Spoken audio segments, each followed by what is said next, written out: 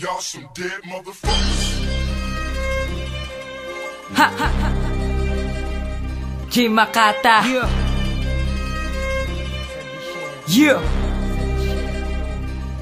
Sa disyerto, dito ay talagang mahuhubog sa disyerto. Dito ay mahirap ang mabuhay sa disyerto. Baka permanente nang matulog sa disyerto. Mo malalaman kung sinong tunay sa disyerto. Dito ay talagang mahuhubog sa disyerto. Dito ay mahirap ang mabuhay sa disyerto. Baka permanente nang matulog sa disyerto. Mo malalaman kung sinong tunay. Unti-unting tumatamlay, dumadantay ang katawan kahit na sobra ay sumasablay. Di na kaya ang palagan, ngunit humuhugot ng lakas sa taas upang mabuhay. Madaming unos, malakas, di patas ang buguan ng sungay. Araw-araw at gabi-gabi tumatapak sa gitong buwangin. Laging hipon sa balikat, pakiramdam di kayang buhatin. Kailangan ng kamelo upang maibsan ang kahirapan. Nasa gitna ng disyerto, yan ang aking kalagayan. Buwat-buwat ko palagi ang nag-iisang Sahara. Patuloy sa paglaban kahit sa hirap, sagana at sawana. Sa kakakbang na walang napapala,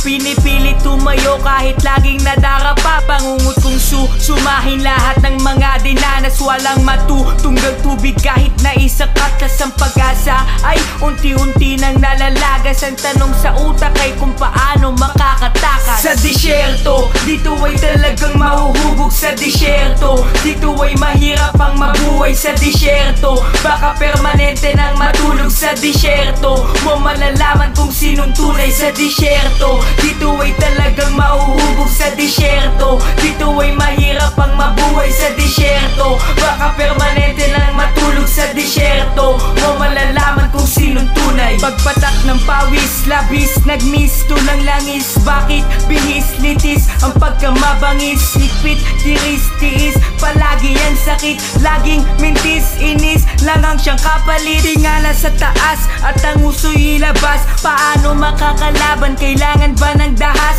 upang lakasan ng bagyong buwangin na kay lakas? Nasaan nga ba ang daan patungo doon sa labas? Saan na ang bawat gintong nakasabit sa katawan? At kung ano-ano pa upang mayroong panglaman dyan. Nalakaran ko na ang lahat ng klase ng disyerto. Ngunit bakit ganun? Walang hangganan, di makontento. Minsan gusto nang sumuko pero mayroong dahilan kung bakit tuloy-tuloy lang sa pakikipaglaban, pakikitigma sa gitna kahit na hindi patas. Ngayon mayroon ng sagot kung paano makakatakas sa disyerto. Dito ay talagang mahuhubog sa disyerto. Dito ay mahirap ang mabuhay sa disyerto. Baka permanente nang matulog sa disyerto. Mo malalaman kung sinong tunay sa disyerto. Dito ay talagang mahuhubog sa disyerto. Dito ay mahirap ang mabuhay sa disyerto. Baka permanente nang matulog sa disyerto. Mo malalaman